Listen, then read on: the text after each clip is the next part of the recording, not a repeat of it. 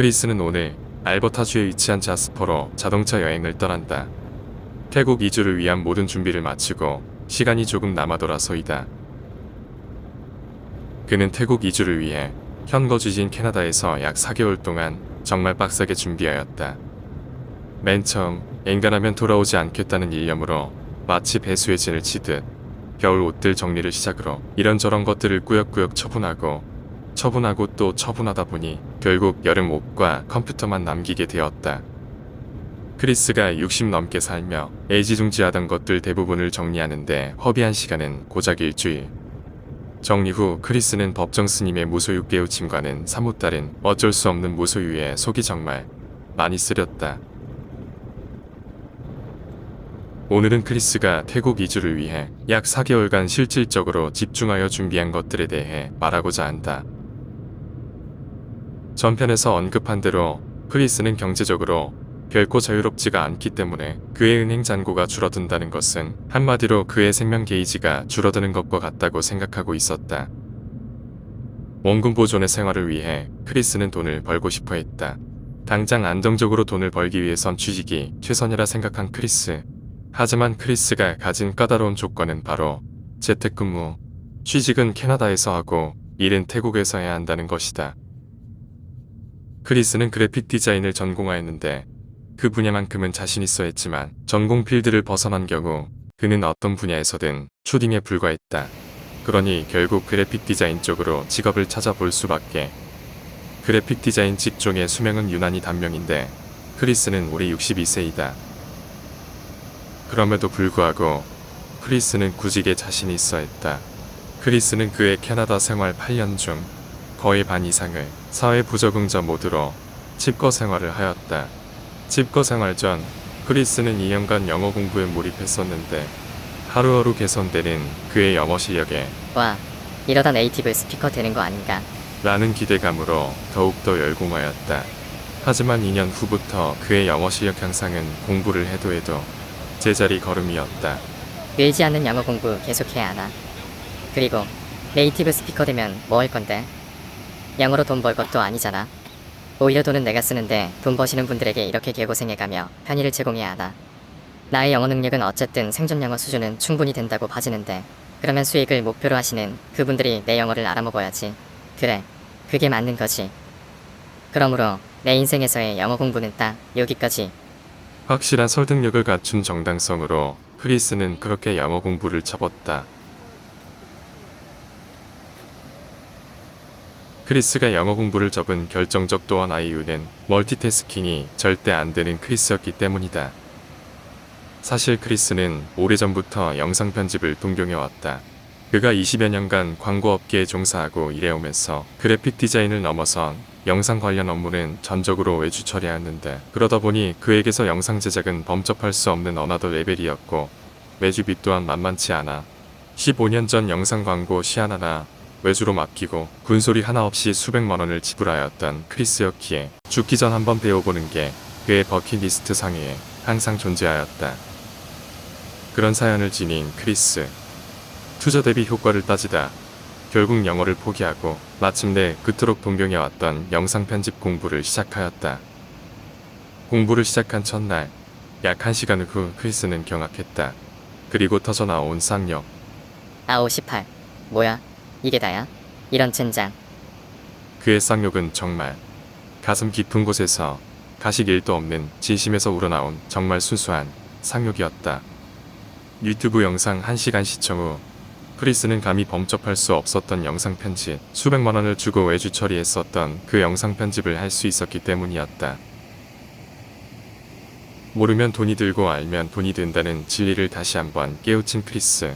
그날을 시작으로 57세 후반이었던 크리스는 집거에 돌입하였고 그 집거는 약 4년간 지속되었다. 하나를 배우면 2개를 까먹는 나이. 그리고 배워도 써먹을 곳이 없어 한 달 후면 다시 까먹게 되는 열악한 환경이었지만 그것 말고는 딱히 할 게 없었던 크리스였기 때문에 밴쿠버를 고시원이라 생각한 채 열공하였다. 그 결과 그는 평생 직업으로 일해온 그래픽 디자인 외에 다양한 필살기를 가질 수 있게 되었다. 자랑질 같아 고민스럽다는 크리스. 하지만 향후 컨텐츠를 위해 그의 나이 58세 때부터 배우기 시작한 그의 잡기술을 간단히 나열해본다. 크리스는 현재 영상 편집과 VFX라는 특수효과 구현이 가능하고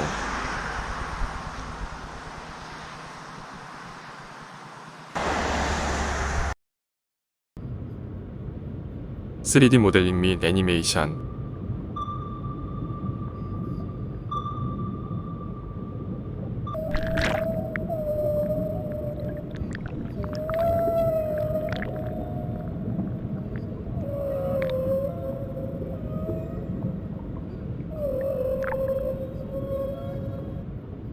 웹사이트 구축,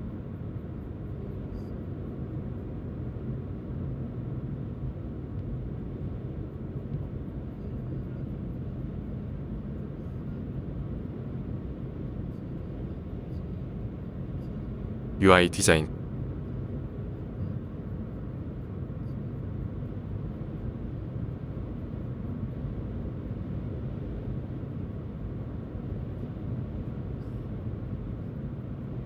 그리고 그가 만든 컨텐츠 배경음악 제작이 가능했다.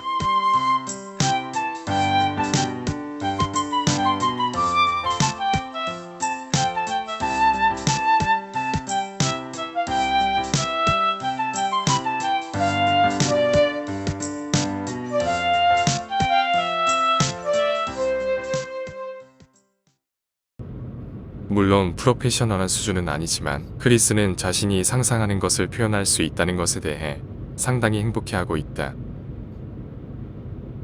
배워도 써먹을 곳 없는 공부를 대체 왜 하는지란 자괴감을 가졌던 크리스의 열공이 마침내 지금 현재 취업을 목표로 한 크리스에겐 크나큰 무기가 되어 있다.